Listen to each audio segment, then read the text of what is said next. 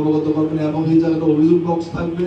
যদি এই ধরনের কোনো ঘটনা ঘটে, আপনাদেরকে যদি আপনাদের সাথে যদি কোনো প্রকার অশুভ আচরণ বা অন্য কিছু করা হয়, আপনারা এটা সাথে সাথে আপনারা এটা লিখিতভাবে লিপিবদ্ধ করবেন।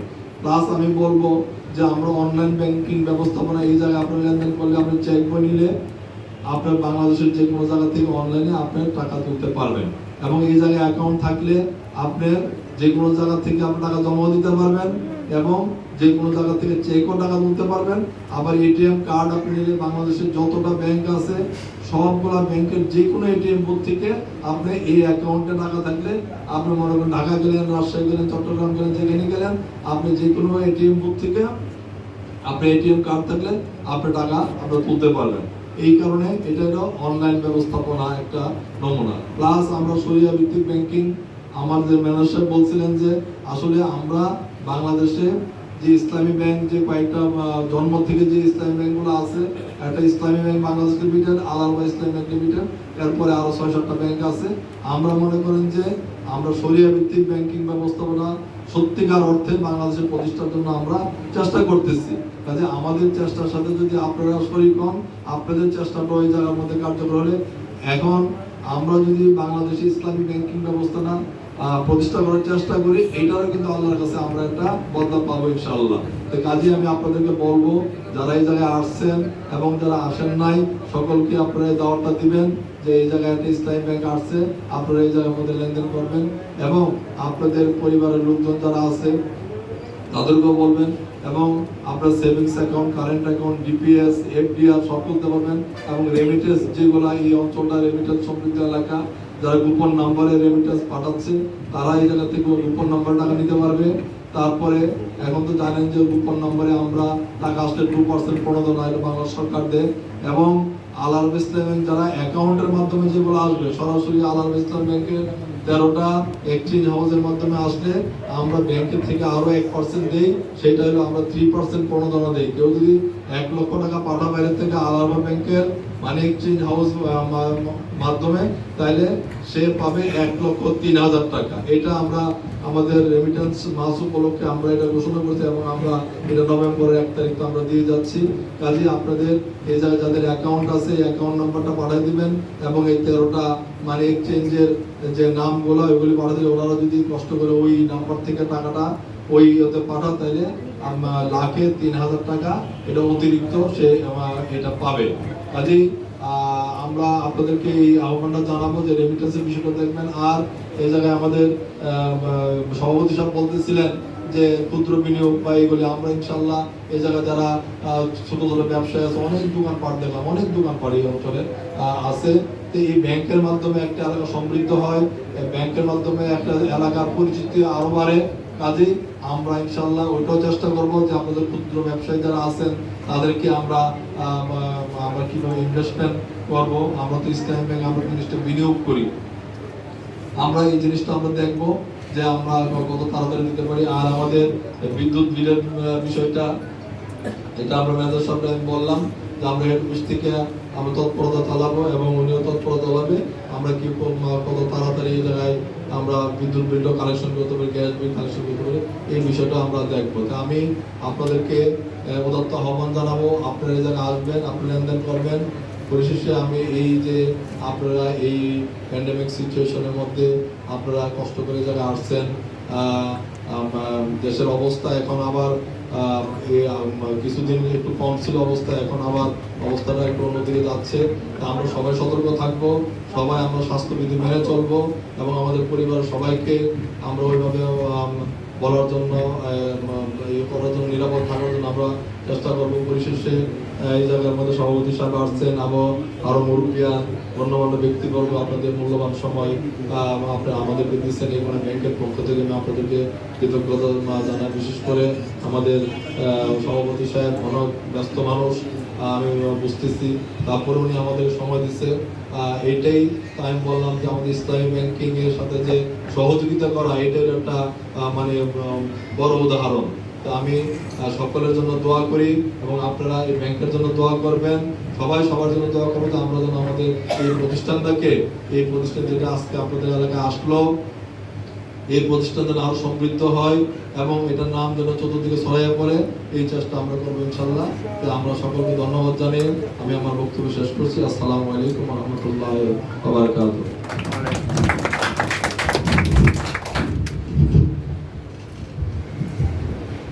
ধন্যবাদ আজকের অনুষ্ঠানের প্রধান অতিথি মহোদয়কে তার মূল্যবান বক্তব্য প্রদান করার জন্য। স্যারের বক্তব্যের মাধ্যমে আমরা এজেন্ট ব্যাংকিং সম্পর্কে একটি পূর্ণ দিক নির্দেশনা পেলাম। সম্মানিত উপস্থিতি, আমরা অনুষ্ঠানের প্রায় শেষ পর্যায়ে চলে এসেছি। এখন বক্তব্য প্রদান করবেন আজকের অনুষ্ঠানের সভাপতি, অত্র বাংলাদেশ আওয়ামী লীগ সিদ্দিকগঞ্জ থানার সম্মানিত সাধারণ সম্পাদক এবং নারায়ণগঞ্জ সদর ইউসিসি লিমিটেডের সম্মানিত চেয়ারম্যান, অত্র অঞ্চলের গণমানুষের নেতা জনাব আলহাজ মোহাম্মদ ইয়াসিন মিয়া। বক্তব্য প্রদান করছেন জনাব আলহাজ মোহাম্মদ ইয়াসিন মিয়া।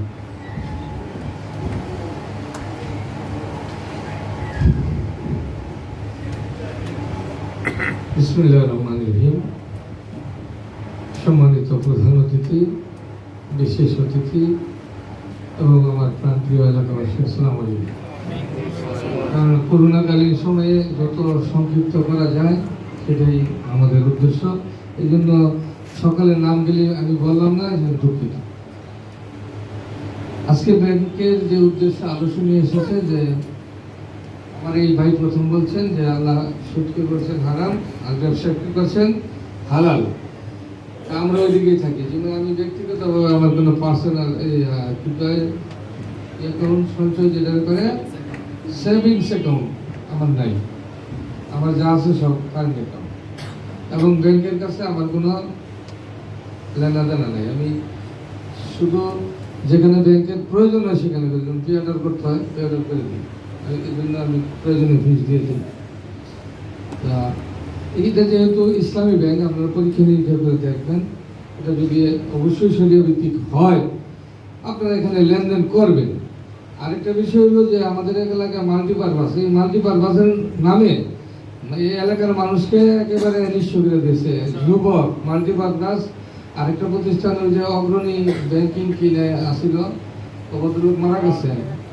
এমনিভাবে হাজারো প্রতিষ্ঠান সমিতি করে চলে যায়। আমি ওই যে আমার ভাই বক্তব্য বলছেন যে আমাদের ডিপোজিটটা যে সুরক্ষা থাকে, এখানে আসলে সুরক্ষা থাকবে। আমি অনুরোধ করবো প্রান্তিক ব্যবসায়ী একবারে রুট লেভেলে যারা আছে, মুদি দোকান করে, তারা কিস্তি নেয়, তাদেরকে ওই কিস্তির কবল থেকে মুক্ত করে আপনারা একটু ধারে ধারে যাই যে ভাই আপনারা আমরা এই টাকাটা দিব, আপনি এভাবে দিলেন। তবে হইলো কি চড়া সুদ থেকে বেঁচে গেল।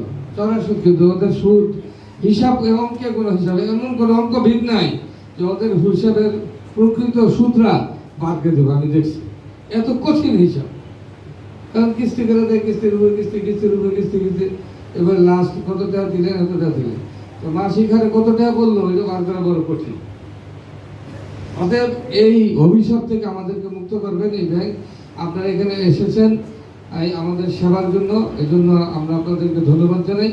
আর আমাদের যদি এই লাইট জ্বললে আলো না থাকে, তো সেই লাইটের কোনো দরকার নেই। যেমন এখানে বিদ্যুৎ মাননীয় প্রধান অতিথি বললেন যে পল্লী বিদ্যুৎ, আমাদের এখানে কিন্তু পল্লী বিদ্যুৎ না, আমাদের ডিপিডিসির আন্ডারে। আমাদের ডিপিডিসির যে বিলগুলো আছে এগুলো একটা অংশ নিয়ে আসেন। আমাদের মানুষ জন যাইয়া, আমার কিন্তু লাইন ধরতে না, আমার কথা বলে এমনি টাকা নিয়ে নেয়, একটা লোক পাঠিয়ে দিলে যেমন বিলটা নিয়ে নেয়। কিন্তু অনেক সাধারণ মানুষ আছে, মুরব্বীরা আছে, যারা ঘন্টার পর ঘন্টা লাইনে দাঁড়াতে। এখানে যদি ওই বিলটা আসে, তিতাস গ্যাসের বিলটা যদি নিয়ে আসতে পারেন, টেলিফোন না আনলে চলে, টেলিফোন প্রায় বিলুপ্তির পথে। তিতাস গ্যাস আর হলো বিদ্যুৎ বিল, এখানে যদি আমরা দিয়ে রাখি, যে কোনো সময় আইসে দিয়ে গেলাম, কষ্ট লাঘব হইল। আপনাদের এটা একটা সার্ভিস, সবের কাজ করলেন। আমি অনুরোধ করব প্রান্তিক ব্যবসায়ী এবং বিদ্যুৎ বিলটা যেন আমরা সুন্দরভাবে এখানে প্রদান করতে পারি, সেই ব্যবস্থাটা করবেন। আর যে কথাটা বলতেছিলেন, আমাদের প্রত্যেকটা ব্যবসায়ী প্রতিষ্ঠান বঙ্গবন্ধুর যে আসলে আমাদের জাতির দুর্ভাগ্য যে একটি সুন্দর বঙ্গবন্ধুর জন্ম শতবার্ষিকী পালনের জন্য একটা প্রোগ্রাম গ্রহণ করেছিলাম, কিন্তু মহামারী করোনার কারণে সেটা সুন্দরভাবে সম্পূর্ণ হইতে পারল না। আমি নিজে বঙ্গবন্ধুর এই জন্ম শতবার্ষিকী উপলক্ষে প্রতিদিন 10 জন লোকের খানা, একক খানা 10 জনের, মানে উৎকৃষ্ট খানা। রেস্টুরেন্টে যে খাবে, রেস্টুরেন্টে যেই সর্বোচ্চ খানাটা থাকবে এটা খাবে, কিন্তু দুর্ভাগ্য হইল যে রেস্টুরেন্টে বন্ধ হয়ে গেল 2-3 মাস চলার পর। জানুয়ারি, ফেব্রুয়ারি, মার্চে বন্ধ হয়ে গেছে, করতে পারি। তো যাই হোক, বঙ্গবন্ধু এই যে সোনার বাংলা প্রতিষ্ঠা করেছেন, এবং সোনার বাংলা যে সোনার আসল রূপ চেহারা বেশি আসছে। আমাদের ব্যাংক ছিল প্রথম কই মতিঝিল, গুলিস্তান, আদমজি, নারায়ণগঞ্জ, আদমজি, তারপরে সিটাঙ্গুর, এখন কোথায়? আমার বাসায়। তার মানে অর্থনৈতিক নিরাপত্তা, স্বাবলম্বিতা সবকিছু আমাদের অর্জিত হয়েছে। এখন আমি সিঙ্গাপুরে দীর্ঘদিন ছিলাম, ও দেশের লোকেরা করে কি, মাঠের মধ্যে দাঁড়িয়ে থাকে খাতা লিয়া, এত ডলার দিল, দেওয়ার পরে বাংলাদেশে কয়ে দেয় অমুকখানে এত ডলার, এত টাকা দিয়ে তো। কিন্তু ব্যাংকে পয়সা থাকে, তাদের এখানে খুব কম লোকসান। দেখেন ব্যাংকেতে যদি ব্যাংকের মাধ্যমে যদি আসে, এখন আমরা 3% টাকাও বেশি পাইতেছি।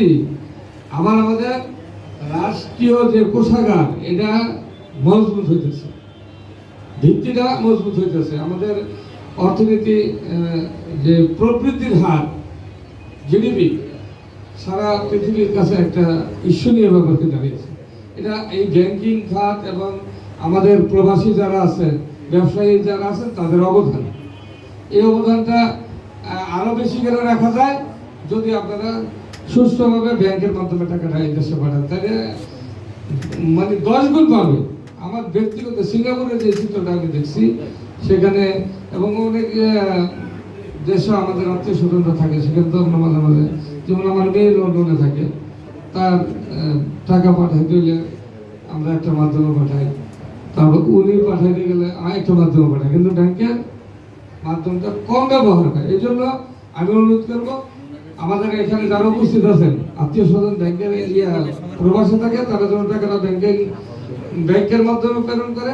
আর আমাদের এই ব্যাংকের যারা কর্মকর্তা রয়েছেন, তাদেরকে অনুরোধ করবো, আমি যে সকল বিষয়গুলি উত্থাপন করলাম, এর বাইরেও যদি আমাদের এই এলাকার জনগণের কল্যাণে কোনো কর্মসূচি আপনাদের হাতে থাকে, অবশ্যই আপনারা নেবেন।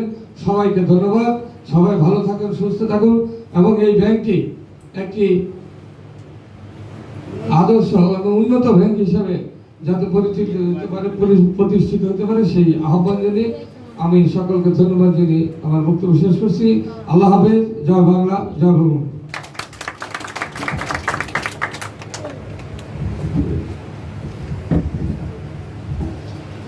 ধন্যবাদ আজকের অনুষ্ঠানের সভাপতি মহোদয়কে তার মূল্যবান বক্তব্য প্রদান করার জন্য। সভাপতি মহোদয় অনেকগুলো বিষয় আমাদের সামনে তুলে ধরেছেন, তার ভিতরে একটি বিষয় আমার দৃষ্টিগোচর হয়েছে, সেটা হচ্ছে বিদ্যুৎ বিল। আপনাদের এই এলাকা যদি ডিপিডিসি এলাকা হয়, ডিপিডিসির এলাকা হয়, তাহলে আমাদের এখানে যদি আপনি অ্যাকাউন্ট খোলেন, আমাদের একটা ইসলামিক ওয়ালেট আছে, আপনার ডিপিডিসির বিল সর্বোচ্চ 30 সেকেন্ডের মধ্যে দিতে পারবেন ইনশাআল্লাহ, ঘরে বসে। একেবারে আমাদের শুধু অ্যাকাউন্ট লাগবে আপনার এখানে। অ্যাকাউন্টটা হলে অ্যাকাউন্ট থেকে আপনি টাকা ট্রান্সফার করবেন ইসলামিক ওয়ালেটে। দেখেন এখানে আছে অলরেডি, এখানে দেওয়া আছে আমাদের ইসলামিক ওয়ালেটে ডিপিডিসি এবং ডেসকো দুইটার বিলই আমরা নিই। একেবারে 30 সেকেন্ড লাগবে, আপনি কিচ্ছু লাগবে না, শুধু বিল নম্বরটা পোস্টিং দিলেই হয়। আপনার যেই মাসের বিল সেই মাসের উল্লেখ করবেন আর বিল নম্বর উল্লেখ করবেন। 30 সেকেন্ডের মধ্যে আপনি সেটেলমেন্ট হয়ে যাবে, যে আপনার বিল সাথে সাথে পেমেন্ট হয়ে যাবে আমাদের ব্যাংকে। তো সুতরাং এই একটা সুবিধা আমরা এখানে নিয়ে আসতে পারছি। আর এছাড়া বিভিন্ন সুবিধাগুলো আছে আমাদের সাইনবোর্ড শাখার মাধ্যমে। এখানে বিশেষ করে গ্যাস বিল সহ আদার্স যে বিলগুলো আছে, বিলগুলো আমরা এখান থেকে কালেকশন করতে পারবো ইনশাআল্লাহ। সম্মানিত উপস্থিতি, আমরা একেবারে শেষ পর্যায়ে চলে আসছি। যে বিষয়টির জন্য আমরা এতক্ষণ ধরে, যে শুভক্ষণের জন্য আমরা এতক্ষণ ধরে অপেক্ষা করছি, সেই শুভক্ষণ এখন আমাদের সামনে। আমরা এখন 364তম এজেন্ট আউটলেট শাখার শুভ উদ্বোধনী ঘোষণা করার জন্য আজকের অনুষ্ঠানের প্রধান অতিথি মহোদয়কে অনুরোধ করছি, এবং প্রধান অতিথি মহোদয় সভাপতি মহোদয়কে সঙ্গে নিয়ে আজকে ফিতে কাটার মাধ্যমে আজকের 364তম এজেন্ট আউটলেট শাখার শুভ উদ্বোধন ঘোষণা করবেন। ছবি নেন,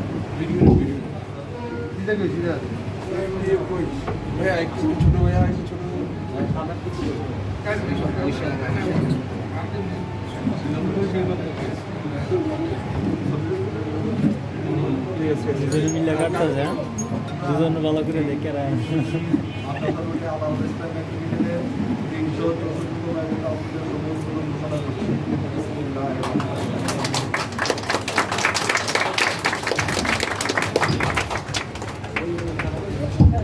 প্রধান অতিথি মহোদয় এবং সভাপতি মহোদয়কে। আজকের 364তম এজেন্ট আউটলেট শাখা শুভ উদ্বোধন হয়ে গেল। এবার মোনাজাত পরিচালনা করবেন মসজিদে মদিনার ইমাম ও খতিব জনাব মুফতি নাজির আহমেদ নাইম।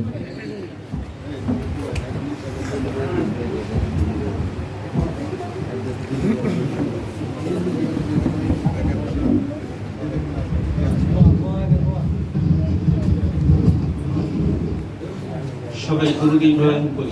আল্লাহুম্মা সাল্লি আলা মুহাম্মাদিন ওয়া আলা আলি মুহাম্মাদ কামা সাল্লাইতা আলা ইব্রাহিম ওয়া আলা আলি ইব্রাহিম ইন্নাকা হামিদুম মাজিদ।